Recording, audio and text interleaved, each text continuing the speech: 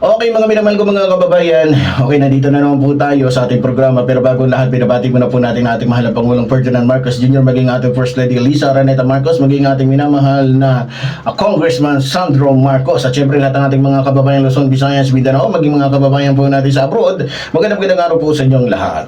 Okay, di na po natin patatagalin pa mga minamahal ko mga kababayan, napakadami po mga Pilipino, napakarami po mga kababayan natin na nagtag sa akin.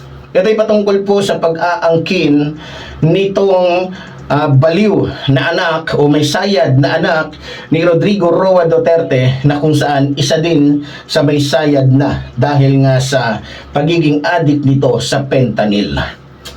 Nito mga karang araw, mga minamahal ko mga kababayan, lumabas po ang balita na kung saan ay inaangkin ni Sara Duterte na yung natapos na tulay na kung saan ay proyekto daw di umano ng kanyang ama na natapos ngayon ay inaangkin daw ng ating mahal na Pangulo. Inaangkin na, ang mahal na Pangulo pa natin tuloy ang nangaangkin. Pero gusto ko lamang pong linawin ito mga minamahal ko mga kababayan. Gusto kong sabihin sa lahat ng mga Pilipino, siguro naman po mga minamahal ko mga kababayan, kilala niyo na po ang mga Duterte kung gaano sila katarantado. Siguro naman alam na ninyo kung gaano sila katanga, kung gaano sila kabobo, kung gaano sila kawalang niya, kung gaano sila kasinungaling, kung gaano sila kademonyo, kung gaano sila kadyablo. Siguro naman alam na rin ninyo kung gaano sila katraidor sa bansang ito. At siguro naman alam na rin ninyo na ang kanilang mga sinasabi, mga paninira sa ating mahal na Pangulo ay nagre-reflect sa kanila at ang totoo sila yun. Ngayon, meron pong isang bagong bukas. Binuksan ng ating mahal na Pangulo sapagkat tapos na itong project na ito. Ngayon, nang natapos na po ito at pinahayag na ito po ay proyekto na tinapos ng gobyernong o ng administrasyong Marcos. Aba, umalma po si Sara Duterte. At ang sabi niya, ito daw proyektong ito na sinasabi kay Pangulong Ferdinand Marcos Jr. o sa panahon ni Pangulong Ferdinand Marcos Jr. natapos ay proyekto daw ng kanyang ama. Kung di ka ba naman tanga bobo, sinaulo talagang gunggong kang Sara Duterte ka. Buti pa yung mga tao alam nila ang istorya. Buti pa yung mga taong nung panahon ng tatay mo ay nasubaybayan kung ano nangyari patungkol sa tulay na yan na inaangkin mo ngayon. Alam niyo mga minamahal ko mga kababayan, hindi na tayo magtataka. Dahil wala naman natapos itong mga Duterte ng mga panahon niya, lalong-lalo daw si Sara, wala naman nagawa sa ating bansa. Siyempre, wala pong ibang gagawin niya kundi ang mangangkin. Kung paano inaangkin niya ang kapangyarihan inaagaw niya, inaangkin niya ang kapangyarihan ng ating mahal na Pangulo, siyempre hindi tayo magtataka na pati yung mga accomplishment ng ating mahal na Pangulo ay angkinin niya. Balita ko pa nga mga minamahal ko mga kababayan, pag si Sara Duterte pumupunta sa ibang mga lugar, abay, yung mga natapos ng ating mahal na Pangulo, abay, sekreto niyang inaangkin sa mga Pilipino at sabi sa kanya daw yun. Eh syempre, wala naman siya natapos, wala naman siya nagawa, wala naman siyang may pakita. Kaya ang gagawin ni Sara Duterte, todo pangaangkin. Yan talaga yung nagagawa ng mga taong may sayad. Yan po ay talagang sinang-ayunan na talagang pinatotohanan po ng mga doktor. Base pa nga sa doktor na ating nakausap o ating napanood, sabi niya, yung mga sinasabi ng mga Duterte patungkol sa ating mahal na Pangulo ay nagre-reflect sa mga Duterte. Tingnan nyo naman, yung sabi nila addict daw ang ating mahal na Pangulo. Yan ba yung addict? Kalmado, matalino, mahusay, tahimik, hindi nagbabanta, hindi nagmumura? Yung gumagawa lamang yung reaksyon ng isang addict, yung behavior ng isang addict ay nakikita po sa mga Duterte. Kitang-kita nyo naman po. Kaya nga tinawag ng mga ang DDS, tinawag ng mga bobo. Bakit?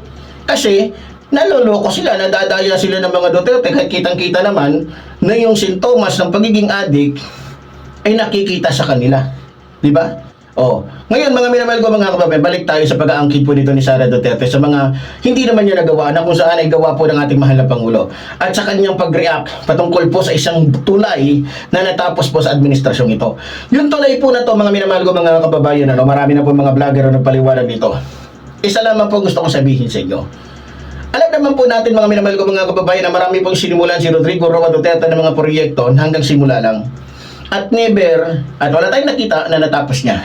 Sa 1,000 mahigit ang mga plano, mga proyekto na sinabi niya, pinangako niya na gagawin niya, mukhang sa tingin ko mga minamahal ko mga kababayan, mukhang 1% lamang ang nagawa po ni Rodrigo Roa Duterte, ni hindi umabot sa 10%. Ngayon, sa totoo lang, para sa mga hindi nakalam, sa buong bansa, marami pong iniwan ng mga proyekto itong si Rodrigo Roa Duterte na ang nagtapos po, ang nagtapos niyan ay ating mahal na Pangulo. No? Kasi nakita niya sayang Kung hindi tatapusin, kung gagaya siya sa ibang mga naging pangulo, kagaya ni Duterte, lahat ng mga naging proyekto ni Noynoy Aquino, hindi niya tinapos. Hinayaan niya lang nakatenga. Kasi dahil sa pride. Dahil sa gusto niyang sabihin na siya mas magaling, gusto niyang sabihin na siya nasayang.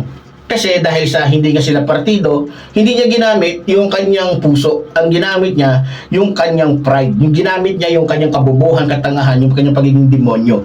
Yung kanyang pagiging akala mo kung sino. Pero ang ating mahal na Pangulo iba. Lahat ng mga hindi tinapos ni Rodrigo Roa Duterte, yung 90%, 99% na yon na hindi niya tinapos, halos 90% po doon ay tapos na sapagkat ang ating mahal na Pangulo ay napakatalino, napakahusay at talagang napakagaling na Pangulo. Ngayon, dahil nakita ni Sara Duterte na yung mga inumpisahan ng tatay niya ay tinapos ng ating mahal na Pangulo, gusto niyang angkinin na sa tatay niya. E gunggong ka pala eh. Yung 7 trillion na ninakaw ng tatay mo na para sana sa mga proyekto binulsa nyo. At in fairness naman, nagamit naman nila. Timing din. Kasi bakit? Every month nagbabayad sila ng $150 million kay Kaufman. Na kung saan ay abogado ng kanyang ama.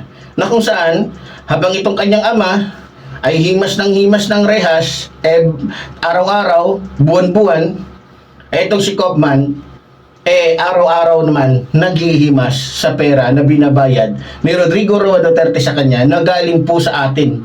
Galing sa mga Pilipino na ninakawan ng demonyong ito.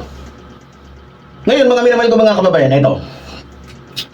Nung lumabas po to, hindi ko muna pinansin. Kasi sabi ko nga, ako po yung vlogger na, uri ng isang vlogger na hindi nakikisabay sa viral. Bakit? Ayaw kong isipin ng mga Pilipino, ng ating mga kababayan na lagi tayong nauuna para lamang mas malakas yung views natin. Dahil tulad nga po ng sinabi ko, sinasadya ko po yan. Dahil ang huling-huli na sisintensya at magbibigay ng react sa mga viral na yan, asahan na ninyo ay walang iba, kundi ang lingkod. At kapag tayo ang nahuli, sisiguraduhin ko sa inyo, na lulusot at talagang lagpas sa buto ang ating mga sasabihin dito sapagkat punong-puno ng katotohanan ang sinasabi natin. Ngayon, mga minamahal ko mga kababayan, kikwentuhan ko lang yung context. Sinabi na to ng iba, kinuwento na to ng iba. Yung tulay na ito, na inaangkin ni Sara Duterte na ang tatay daw niya ang nagsimula nito at nagtapos nito, hindi po yung totoo. Nung ito po ay, nung nagkaroon po ito ng proposal, sinabi po yung budget. Basta sobra 1 billion, mahigit. Yung budget dito sa tulay na to. Ngayon, dahil nga ang budget nito ay inutang sa China, ang gusto ng China, dahil sila yung inutangan, ang magiging contractor sila din.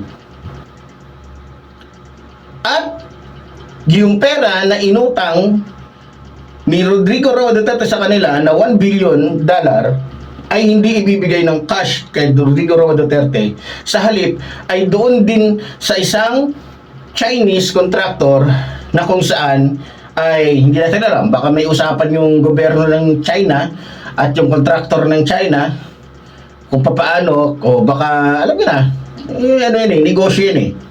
Ngayon, dahil hindi sila nagkasundo, dahil hindi pumayag yung China na ibigay kay Duterte yung billion na dollar na yan, umatras si Duterte. Bakit? Hindi siya kikita.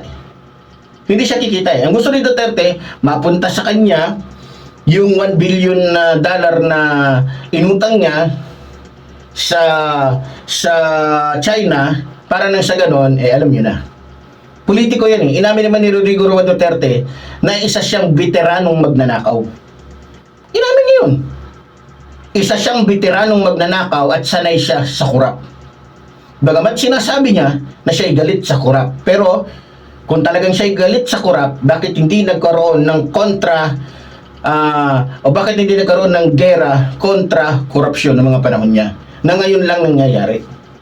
Di ba? So ngayon, mga minamahal ko mga kababayan, dahil alam ni Rodrigo Roa Duterte na mukhang hindi siya talaga magkakapera dyan sa tulay na yan, sa budget ng tulay na yan, ipinatigil niya. Pinatigil niya. Siya mismo ang nagpatigil. Anong sabi ni Duterte? Itigil yan. Hindi tayo magkakapera dyan. Hindi tayo magkakaroon ng commission dyan. Hindi tayo magkakaroon ng kickback dyan. Oh. Ngayon, dahil ang iniisip niya ay ang bulsa niya, hindi yung proyekto na makakatulong sa mga Pilipino sa lugar na yan, pinatigil niya. Ngayon, nakita ng ating mahal na Pangulo na sayang. Imbis na mapakinabangan para maging mabilis, mapadali ano tawag nito? Yung pagtawid ng ating mga kababayan, hindi. So nahihirapan sila sa kanilang pagtawid o sa pang-araw-araw nila negosyo, sa etc. Imbis na makatulong sa kanilang hanap buhay, hindi. Imbis na makatulong para doon sa mga nagko-commute, 'di ba? Ay hindi. Kaya ginawa natin mahal na Pangulo, ginawa niya ng paraan. Yung mga ahensya na punong-puno, sobra-sobra yung kanilang mga pondo, binawasan yun. At doon inilagay, pinondo sa DPWH na kung saan, yan ang naging resulta. Yan ang naging bunga ng naging desisyon ng ating mahal na Pangulo. So, ibig sabihin, para bagang ang dating, tinayuan ni Rodrigo Roa Duterte yung isang bahay na 4 na sulok ng puro poste. Pero dahil sa hindi naman siya magkakapera, hindi niya tinuloy. So, nanatiling poste. So dahil sa pagmamahal, dahil sa awa ng ating mahal na Pangulo sa mga Pilipino o sa mga taga dyan sa lugar na yan, binadgetan niya. Ngayon, masasabi mo bang kay Rodrigo Roa Duterte yung project na yan? Samantalang inabandona niya? Sige nga, kung hindi bobo yung mga DDS, anong sasagot niyo sa akin? Inabandona eh. Ngayon, nung tinapos, ni Pangulong Ferdinand Marcos Jr., aangkinin ninyo na kay Rodrigo Roa Duterte. Itinigil nga eh, may budget na nga sana eh. Pero dahil alam ni Rodrigo Roa Duterte na hindi siya magkakapera sapagkat wais din itong mga Chinese, pinatigil niya. So nangangahulugan lamang na kaya niya pinatigil yun dahil hindi siya magkakapera. Mas inisip niya yung sarili niya kesa yung mapakinabangan yung tulay na yan na tatapusin ng China para makatulong sa mga kababayan niya. Diyan mismo, sa Davao. Di ba? O ngayon, mag-isip kayo. Kung hindi makasarili si Rodrigo Roa Duterte, matagal nang tapos yan. Bago pa siya bumaba sa kanyang trono, dapat matagal nang tapos yan. Kaya hindi natapos yan, dahil alam niya hindi siya magkakapera. Hindi siya magkakaroon ng kickback, hindi siya magkakaroon ng komisyon. Di ba? Ano tawag nyo sa kanya? Mabuti? Marangal? Makatao? May prinsipyo? Wala. Wala kang masasabing mabuti sa kanya. Isa lang masasabi mo sa kanya, gago, siraulo, makasarili, hayop, demonyo, traidor. Yun ang masasabi mo kay Rodrigo Roa Duterte. Dahil kung di siya traidor, hindi siya makasarili, ay dapat pinatapos niya. Sa bansang China, yung tuloy na yan. At hindi niya na inisip yung sarili niya, na magkakapera ba siya o hindi. Di ba? Eh, ang plano nga pala niyan, mga minamahal ko mga kababayan, kung ibinigay kay Rodrigo Roa Duterte, yung budget lahat, ayon po sa ating puting dragon, kung ibinigay ng China yung kabuuang budget sa tulay na yan, ang ang napili pala nila na gagawa o contractor sa tulay na yan, ang Diskaya.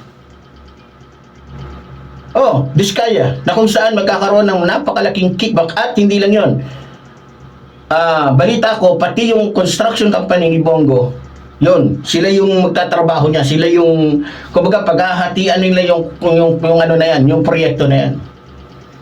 So maraming hati, maraming ganun, etc. Maraming kickbacks. Di ba? Kickbacks tuloy.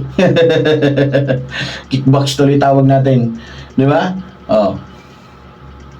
So ito yung sinasabi ko sa inyo mga minamahal ko mga kababayan. Alam nyo, dahil nga sa sanay na mga Duterte na lokohin yung mga DDS, dadaanin sa mga ganito ganyan, matuto na kayo. Huwag yung hayaan habang buhay kayo niloloko ng mga Duterte. Ginagawa na lamang kayong laruan, ginagawa na lamang kayong mga puppet, ginagawa na lamang kayong, diba, kasangkapan ng mga Duterte sa kanilang mga kasinungalingan. Sana naman isang araw, maisip ng ating mga kababayan na ano yung tama at mali, at sino yung nagsasabi ng totoo. Hindi porket, lalo sa mga Bisaya, hindi porket Bisaya yung kampi na lang tayo ng kampi. Utak ang gamitin natin, hindi ang utin. Ha? Sa ganitong sistema, utak ang gamitin, hindi ang utin. i-analisa natin kung tama ba nakampihan natin sila o hindi. 'Di ba? Oo. Yan ang sinasabi ko sa inyo. Pero gano'n pa man sa mga Duterte, huwag na kayong umasa na maniniwala pa sa inyo mga Pilipino. At kahit anong sabihin ninyo, dahil kitang-kita naman na puro kayong mga mongoloid, puro kayong mga adik, kitang-kita naman sa pagmumukha ninyo eh. Sabi kayo ng sabi na adik ang mga Marcos. Tignan nyo nga mga sarili ninyo. Sa pagmumukha pala ninyo, na mukha kayong mga T-Rex, hindi pa kayo nahihiya. Alam niyo mga kababayan, ito yung estilo kasi ni Rodrigo Roa Duterte. Di ba sabi nga ni Rodrigo Roa Duterte, para masira niya yung kanyang kalaban, binabaliktad niya. Kung siya yung MPA, sasabihin niya MPA yun. Kung siya yung adik, sasabihin niya adik yung kalaban niya. Para masira. Pero ang totoo siya yun. So estilo po yan ni Rodrigo Roa Duterte. Hanggang ngayon ay ginagamit po ng kanyang mga anak. Kaya nga po dapat matuto na po tayo. Biro nyo sa matinding kasinungalingan ni Rodrigo Roa Duterte na paniwala niya ang buong Pilipinas na ang Davao City malinis. Walang krimen. Kaya naman pa walang krimen dahil sa technique. May pinagbabawal ng technique itong si Rodrigo Roa Duterte na natuklasan po ni General Torre. Na kung saan, halimbawa, sa araw na to, mayroong nangyaring krimen. Rape, drugs, marami nahuling drugs. Sasabihin ni Rodrigo Roa Duterte doon sa hepe, huwag mong ibablatter yan dyan. Huwag mong ibablatter, huwag mong isusulat, patayin natin, salvage natin para missing. So ngayon, pag nakita ng Philippine National Police, kasi papasa lahat ng mga blatter, titignan yan doon, ba, ang galing ng Davao walang mukhang takot lahat ng tao kay Rodrigo Roa Duterte. Pero katotohanan, hindi pala. Itinatago lang o tinago lang ni Rodrigo Roa Duterte ang katotohanan.